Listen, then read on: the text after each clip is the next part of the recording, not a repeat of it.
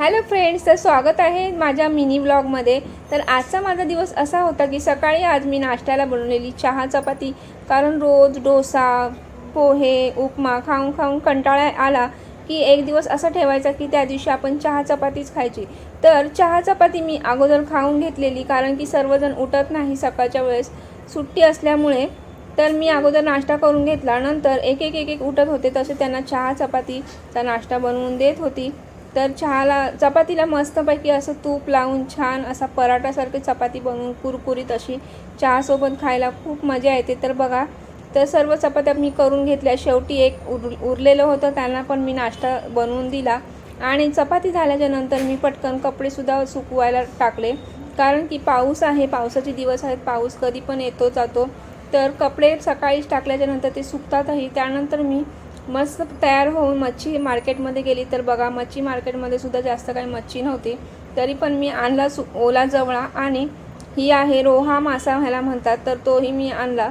तर आता मी ह्या जवळ्याचं सुकं असं बनवणार आहे, आणि हे जो रोहा मासा आहे त्याचं मी कालवण करणार आहे, आणि थोडासा मच्छी तो फ्राय करणार आहे। तर मच्छी चांगलं धुवून घेतला, आणि हा जवळा आहे तो ओला, त्याला चांगलं 4-5 पाण्याने मी असं कढईमध्ये टाकून त्यात पाणी टाकून असं चांगलं हलवून त्याला चाळणीमध्ये टाकून मस्त चांगलं धुवून घेतलं, कारण की हे स्वच्छ धुवावं लागतं, नाहीतर ह्यात माती असते, तर ती माती आपल्याला खाताना असं कचकच लागतं। त्यामुळे आपल्याला जवळा जो असतो तो चांगला व्यवस्थित 4 ते 5 पाण्याने चांगला धुवून घ्यावा लागतो। त्यानंतर मी जवळा बनवण्यासाठी मी इथे लसणाचे 5-6 पाकळ्या घेतल्या कापून, आणि थोडासा कढीपत्ता, आणि 2 मीडियम साईजचे कांदेसुद्धा घेतले, आणि 4 ते 5 मिरच्या, हिरव्या मिरच्या।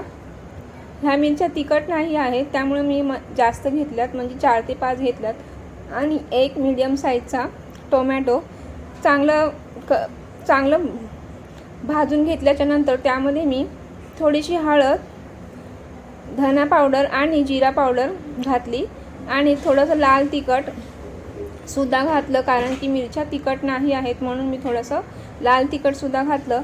त्यानंतर हा जो जवळा मी पाणी नितळायसाठी ठेवलेला होता, तो असं चांगला असा हाताने असं दाबून त्याला पाणी नितळून घेतलं, आणि त्यानंतर मी ह्यामध्ये टाकलं, आणि तर मग आता चांगलं त्याला हलवून घेते।